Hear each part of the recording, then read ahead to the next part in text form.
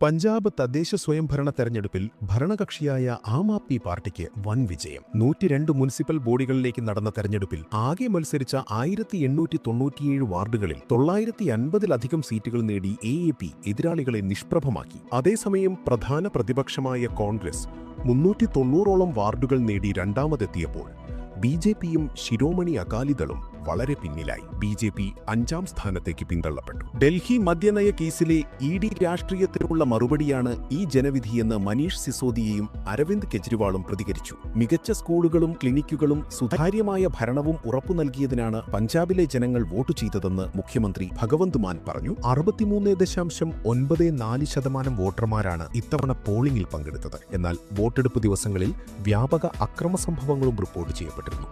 റായ്കോട്ടിൽ കോൺഗ്രസ് സ്ഥാനാർത്ഥിക്ക് നേരെ ആക്രമണമുണ്ടായപ്പോൾ മറ്റു ചിലയിടങ്ങളിൽ BJP അകാലിദൾ പ്രവർത്തകർക്ക് നേരെയും ആക്രമണങ്ങളുണ്ടായി.